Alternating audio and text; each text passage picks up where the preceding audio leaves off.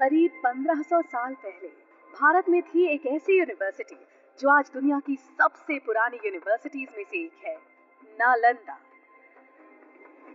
नालंदा शब्द 3 शब्दों से बना है, ना प्लस आलम प्लस दा।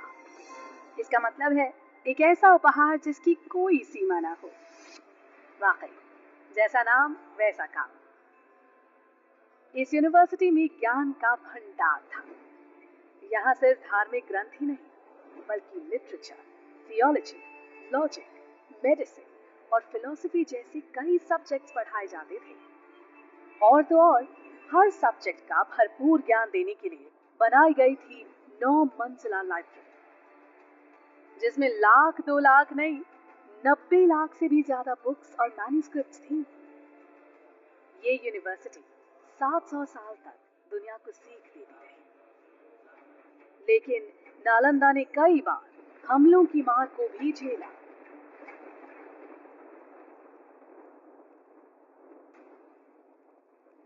आखिरकार 12वीं शताब्दी में एक हमले में बख्तियार खिलजी ने नालंदा को जला दिया और माना जाता है कि इसकी लाइब्रेरी 3 महीने तक जलती रही और ज्ञान का वो खजाना जो संभाल कर रखा गया था धुएं में खो गया। उस वक्त जब नालंदा कई बुलंदियों को छू रही थी, वो एक महाविहार यानी विशाल बौद्ध मठ का हिस्सा थी, जिसके खंडहर आज भी 57 एकड़ में फैली इस साइट में नजर आते हैं। कुछ रिकॉर्ड्स के मुताबिक नालंदा दरअसल आम के बगीचे पर बनी थी, जिसे 500 व्यापारियों ने गौतम बुद्ध को तोहफे में दिया। पर आर्कियोलॉजी के हिसाब से नालंदा को 5th सेंचुरी बीसी में गुप्त काल में बनाया गया था। उसके बाद गुप्त काल में इस जगह का और डेवलपमेंट हुआ और ये एक विहार से 7वीं शताब्दी तक महाविहार बन चुका है।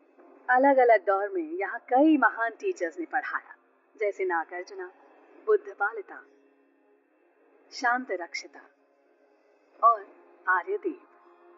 और जानते हैं स्टूडेंट्स कौन थे? चाइनीज ट्रैवलर ह्यूंग सांग जैसे कई लोग जो दुनिया भर से यहाँ खींचे चले आते थे। यहाँ पर पूरे विश्व से, चीन से, म्यांमार से, श्रीलंका से अनेक प्रांतों के लोग इस जगह पर शिक्षा ग्रहण करने के लिए आया करते थे इस महाविहार में। लेकिन इस सब के बावजूद नालंदा वक्त की मार को नहीं झेल पाई। इसीलिए डॉक्टर अब्दुल कलाम की पहल से नालंदा ने एक मॉडर्न इंटरनेशनल यूनिवर्सिटी के रूप में फिर से जन्म लिया। नालंदा जैसी यूनिवर्सिटी इस बात का सबूत है कि भारत का ज्ञान सदियों से दुनिया को रोशन कर रहा है। हम उम्मीद करते हैं कि वक्त एक बार फिर करवट लेगा और बेहतरीन एजुकेशन की तलाश करता हर इंसान कहेगा, it happens only in India.